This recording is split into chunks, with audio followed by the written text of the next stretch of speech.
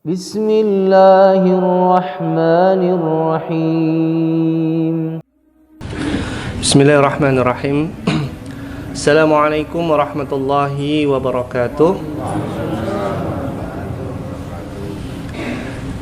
Alhamdulillahi rabbil alamin. Alhamdulillahilladzi allafa baina qulubina fa asbahna bi ni'mati ikhwana.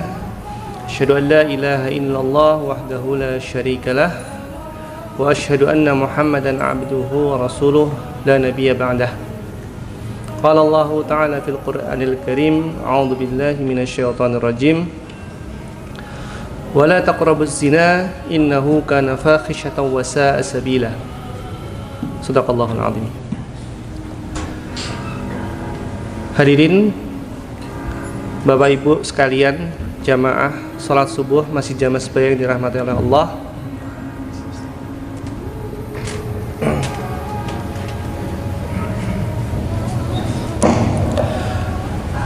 Alhamdulillah, pada kesempatan pagi hari ini ya, di pekan pertama menjelang pekan kedua Ramadan, kita bisa berkumpul untuk melaksanakan sholat subuh berjamaah ya, dimana kemudian kalau kita mendengar dari masjid-masjid lokal itu biasanya para penceramahnya selalu bilang masjid itu mengalami kemajuan. Umumnya begitu bilangnya, softnya semakin lama semakin maju ya. Tapi mudah-mudahan ini semua tidak mengurangi semangat kita untuk beribadah kepada Allah Subhanahu wa Ta'ala. Bapak Ibu sekalian yang dirahmati oleh Allah, pada kesempatan pagi hari ini mungkin tema yang saya akan bawakan di sini tema yang agak sensitif. Ya, saya paham ini tema yang tidak banyak dibicarakan oleh orang begitu, dan bahkan dalam beberapa kasus ada yang tidak suka dengan tema ini ketika dibahas karena dianggap tabu atau kemudian tidak pantas dibicarakan dalam majelis ilmu. Tapi saya percaya bahwa ini adalah sesuatu yang sangat penting, minimal menjadi pemahaman kita agar kelak ketika kita ketemu dengan kasus yang sama, itu kita tahu, minimal kita sadar, minimal kita tahu, minimal kita bisa membantu. Karena sungguh Bapak Ibu sekalian yang dirahmati oleh Allah, ketika kita berbicara tentang tema pornografi, ini adalah satu hal yang menurut saya itu sudah menjadi pandemi ya. Saya fokus pada tema ini setidaknya selama 3-4 tahun terakhir begitu, dan ketika tahun 2019 yang ngobrol ini saya mengatakan ini pandemi, itu nggak ada yang ngerti yang dimaksud pandemi itu apa ya. Tapi kemudian Allah Subhanahu wa Ta'ala menguji kita dengan COVID-19, dan semua dan sekarang kita tahu apa itu pandemi. Kita bisa merasakan apa yang disebut sebagai pandemi, dan saya berani mengatakan bahwa pornografi itu sudah menjadi pandemi, sama seperti COVID-19. Hanya saja tidak banyak dari kita yang sadar.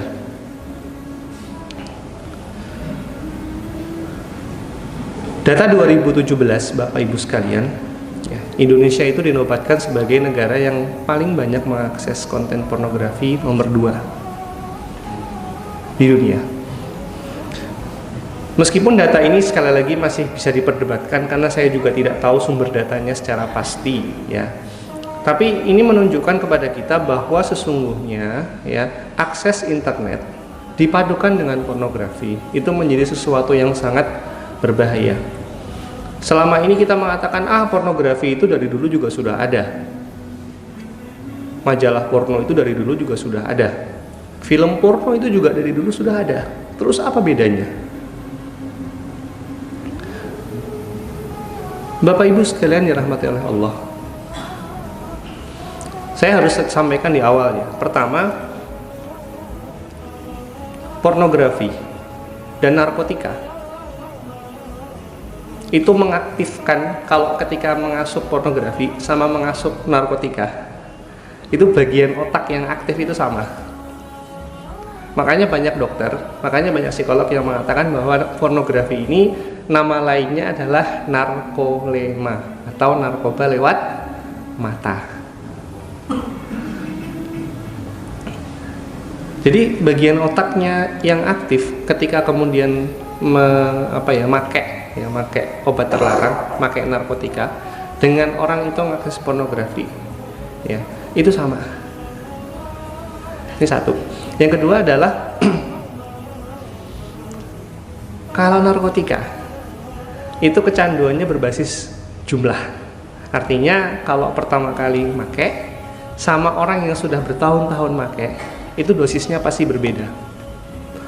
Yang pertama kali make mungkin baru sedikit, ya saya nggak tahu sedikit itu seberapa, ya dosisnya masih sedikit, itu sudah melayang-layang. Tapi kemudian ketika sudah bertahun-tahun seini dengan pemakaian, maka kemudian orang itu tidak lagi kemudian bisa mencapai perasaan yang sama ketika dia make pertama kali. Dia butuh dosis lebih, dia butuh yang lebih banyak, dosis yang lebih tinggi, jenis narkotika yang lebih dalam tanda kutip nendang seperti itu. Makanya kemudian ada batas di mana otak itu menginginkan dosis narkotika tertentu, tapi tubuh nggak kuat. Makanya kita kenal istilahnya apa? Overdosis. Otaknya pengen berapa, otak badannya nggak kuat, seperti itu. Nah, permasalahannya pornografi ini beda. Kecanduannya tidak berbasis jumlah, Bapak Ibu sekalian. Mohon maaf ya sekali lagi. Ada penelitian yang disebutkan bahwa sekelompok pemuda itu dikasih lihat film dewasa. Ini penelitian dilakukan di luar negeri, ya. Ya, saya beruntungnya melakukan mereka, kita tidak harus melakukannya untuk membuktikan ini, ya, begitu. Diperlihatkan film dewasa sekali, itu otaknya direkam. Ada excitement, ada gairah luar biasa di kepala ketika melihat pertama kali. Lalu kemudian itu diputar 2, 3, 4 kali, 6 kali, 7 kali. Di 7 sampai 8 kali apa yang terjadi? Otaknya apakah masih bergairah? Enggak bergairah sama sekali. Kalau kita mungkin bahasa Jawa tahu, wis biasa, pingis delok, nah, semacam kayak gitu kira-kira. Nah, lalu apa yang dilakukan setelah itu? Diperlihatkan yang baru. Apa yang terjadi? Gairahnya naik lagi. Nah, Bapak Ibu sekalian yang dirahmati oleh Allah, inilah bedanya kecanduan pornografi sama kecanduan narkotika. Kalau narkotika itu berbasis jumlah, kalau pornografi itu berbasis kebaruan. Artinya apa? Yang baru, mintanya yang baru. Jadi bukan jumlah. Nah, permasalahannya yang baru ini nggak ada batasnya. Kalau narkotika itu batas mentoknya kan overdosis, nggih. Overdosis ya dibawa ke rumah sakit, syukur-syukur bisa diselamatkan begitu. Masalahnya masalahnya pornografi ini tidak, Bapak Ibu sekalian. Dia membutuhkan sesuatu yang baru, dan selama ada sesuatu yang baru, maka kecanduan itu tidak akan pernah ada ujungnya. Dan ini membawa kita kepada masalah yang berikutnya, yakni internet. Kita semua tahu bahwa internet sekarang, ya, meskipun kalau di survei menyebutkan bahwa Indonesia itu masih paling bawah di rata-rata kecepatan internet di ASEAN, tapi setidaknya sudah cukup cepat untuk muter video, buat streaming video, buat webinar, ya, kalau buat meeting online, nah itu sudah bisa cukup cepat. Ya, bagi kita sudah cukup cepat. Nah, disinilah permasalahannya, Bapak Ibu sekalian. 2019, jadi ada salah satu situs pornografi yang dia itu terbilang cukup besar di dunia seperti itu. Mereka melakukan yang disebut sebagai year in review. Apa itu? Mereka itu merilis data, ya, data yang berkaitan dengan situs mereka. Ya, data ini dari tahun ke tahun selalu diperbarui. Saya ambil yang 2017 saja, ya. Jadi di situs ini, Bapak Ibu sekalian, itu sekitar 800-an situs 800-an video porno itu diupload setiap menit. 800 video porno setiap menit. Kita bayangkan ya skala ini ya. Ini baru satu situs. Ya, data di lain website menyebutkan bahwa tahun 2000, saya nggak tahu, saya dapat data yang paling baru tuh tahun 2018 sebelum pandemi. Setiap hari itu ada 260 situs baru muncul, situs porno. 260 situs porno baru muncul. Ya. Kita bayangkan skala ini ya Bapak Ibu sekalian ya. Dengan jumlah video yang beredar di internet dengan kemudahan mengakses yang sangat mudah. Kalau orang bilang tenang pemerintah memblokir, tidak, blokir itu tidak berguna. Saya mengatakan blokir itu tidak berguna apa ya? Karena memang tidak berguna. Nembusnya gampang sekali. Anak SD aja tahu cara nembusnya. Serius. Anak SD tanyain, mohon maaf ya Bu ya, tanyain anak SD tahu VPN nggak? Kalau nggak ada yang tahu ya paling tidak 60%, 70% anak tahu VPN itu apa. Ya. Dan nggak cuma itu Bapak Ibu sekalian, ya. Sekarang udah nggak zamannya orang ngoleksi video, itu nggak zamannya. Udah nggak zaman. Kenapa? Ya buat apa disimpan lah, ngakses langsung di internet aja bisa kok. Dan sekarang itu baru satu ya, gampang blokirnya. Gampang menembus blokir. Yang kedua adalah sekarang trennya itu nyimpannya bukan main ke situs porno, tapi main ke saya nyebut platform apa ya? Telegram. Ada yang pakai Telegram di sini? Ya. Jadi Telegram ini kayak WhatsApp ya. Cuma enaknya kalau Telegram itu, kalau WhatsApp kan misalkan kita gabung ke satu grup gitu ya. Itu kan chat-chat yang sebelumnya kita nggak bisa baca ya.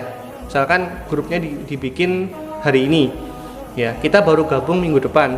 Nah, selama semingguan ini itu ngobrolin apa aja di grup WhatsApp, kita nggak akan tahu. Karena kita gabung baru minggu depan. Telegram nggak Bapak Ibu sekalian. Telegram itu enaknya adalah mau gabung hari ini, mau gabung minggu depan, mau bulan depan, chat dari awal grup itu dibuat sampai kemudian yang terbaru itu kebaca semua. Nah, ini yang dimanfaatkan oleh banyak orang. Ya, kebanyakan sih buat film bajakan, drama Korea kayak gitu. Banyak seperti itu. Tapi ya juga dimanfaatkan oleh orang-orang yang kemudian ingin nyetok video porno di sana, dan biasanya ada membershipnya. Seperti itu.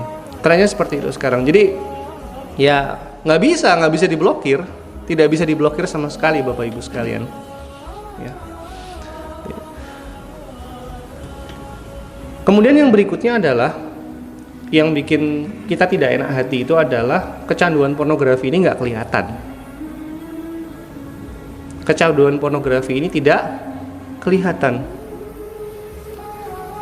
Orang yang kemudian baik-baik saja itu belum tentu kemudian dia tidak kecanduan. Boleh jadi dia sedang struggle, dia sedang istilahnya jungkir balik gimana caranya berhindar dari pornografi. Orang yang kelihatan baik-baik saja, dan ini mohon maaf Bapak Ibu sekalian, saya harus sampaikan tidak ada hubungannya dengan keimanan dan kesolehan. Saya harus bilang ini. Karena apa? Saya sempat bilang ada kasus penghafal Quran, hafal 30 juz, kecanduan pornografi, saya dimarahin. Kenapa? Antum itu menjelekkan citra penghafal Quran. Tidak, demi Allah tidak Bapak Ibu sekalian. Saya ingin menunjukkan bahwa ini tidak ada hubungannya dengan tingkat kesolehan atau keimanan seseorang. Dari generasi ke generasi kita selalu mendapatkan contoh-contoh bagaimana kemudian orang-orang alim dan orang-orang soleh itu tergelincir dalam maksiat, tergelincir dalam dosa begitu. Lalu apa yang membedakan dengan sekarang? Zaman sekarang ya kita tidak lepas dari potensi ketergelinciran itu. Sama. Di Barat kasus ini sudah menjadi sangat-sangat terbuka. Ya. Kalau di Barat ya orang-orang yang kemudian kaum muslimin barat yang kemudian bergerak dalam bidang ini, mereka sudah sampai kemudian bikin yang namanya peer group. Jadi orang-orang itu dikumpulin, jadi yang sama-sama menderita karena kecanduan pornografi kemudian pengen berhenti, itu dikumpulkan dalam satu grup dan mereka saling support satu sama lain. Di sini ada nggak? Belum ada. Orang-orang yang kemudian kecanduan tuh sendirian, nggak tahu harus kemana, tanya sama ustadz malu, dimarahin sama orang tua, serba susah, serba salah seperti itu. Dan bayangkan ini semua kalau terjadi ke anak kita. Makanya kemudian Bapak Ibu sekalian dalam hati Allah, awal Ramadan kemarin saya merilis buku judulnya Menjaga Mata Anak Kita. Karena saya tidak ingin generasi alfa, generasi yang ada di bawah kita ini itu menderita. Internet yang ada di sekarang itu nggak sama kayak internet zaman dulu. Beberapa ahli bahkan kemudian menyebutkan bahwa skalanya begini Bapak Ibu sekalian. Kalau zaman dulu konten pornografi zaman dulu, sejak pertama kali konten pornografi itu ada dikumpulin sampai kemudian era sebelum adanya internet, dijadiin satu, terus dijajarin sama pornografi yang ada setelah internet, itu semua itu nggak ada apa-apanya.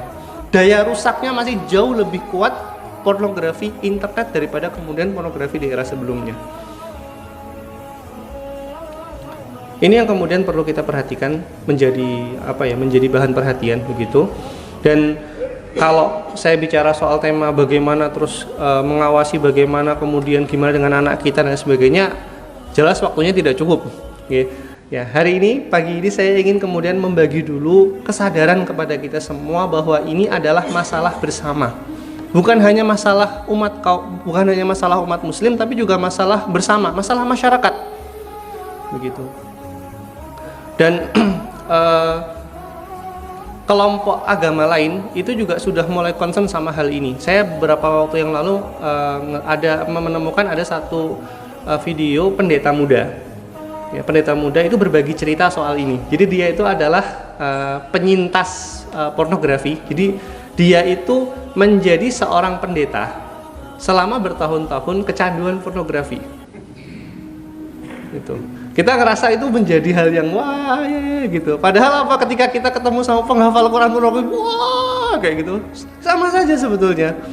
Nah, bedanya Bapak Ibu sekalian, pendeta ini terbuka. Kalau kita masih punya konsep aib, kita masih punya konsep ya sudah jangan aib ditutup saja, tidak usah kemudian disebar-sebarkan. Saya menyebutkan kasus bukan orang, tidak ingin menyebarkan aib seseorang begitu, tapi saya ingin mengajarkan kepada Bapak Ibu sekalian, memberikan kesadaran bahwa kita semua tuh punya masalah di sini seperti itu. Nah, pendeta ini tuh cerita begini Bapak Ibu.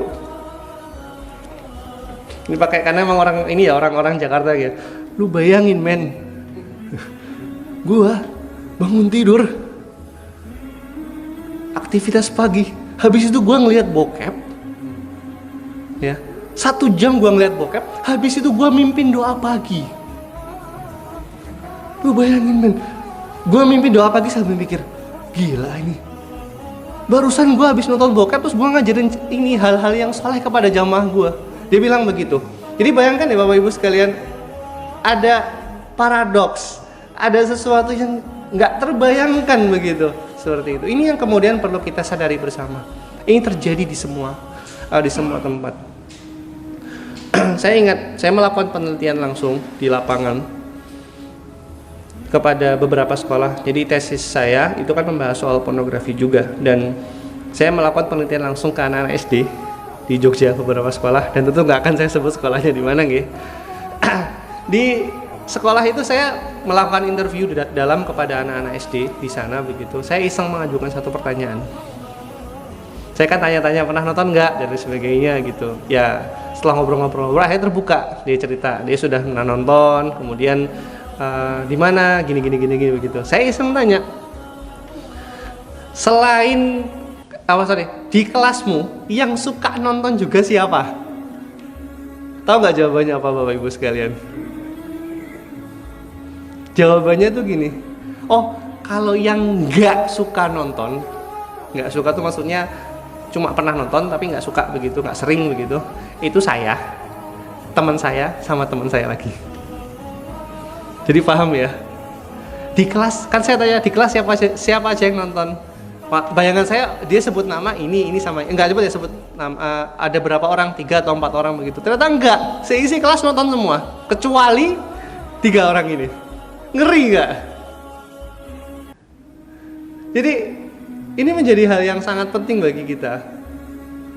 Kita ketahui, kita sadari, bukan untuk jadi paranoid, bukan untuk jadi waduh gimana, enggak, bukan seperti itu. Saya ingin membangkitkan kesadaran kepada kita semua bahwa ini adalah masalah yang harus kita tangani.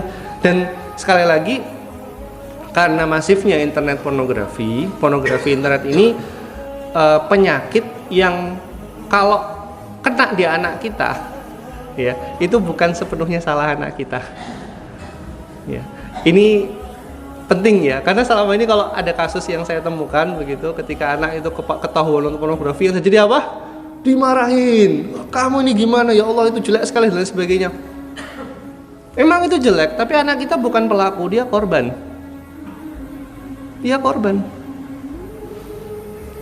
Maka yang perlu dilakukan adalah apa? Memperbaiki pola asuh kita dan mendampingi. 2 kata kuncinya ini. Kalau detailnya mudah-mudahan saya bisa sampaikan di lain waktu, atau kemudian semua insya Allah sudah saya bahas di buku saya. Mudah-mudahan pagi hari ini menjadi titik awal bagi kita untuk sama-sama sadar, untuk sama-sama mengerti bahwa ada bahaya yang mengintai dari balik ponsel kita, dari balik laptop kita, dari balik internet kita. Allahu a'lam bishawab. Aqulu qouli hadza wa astaghfirullah li wa lakum. Subhanakallahumma wa bihamdika asyhadu an la ilaha illa anta astaghfiruka wa atubu ilaik. Assalamualaikum warahmatullahi wabarakatuh.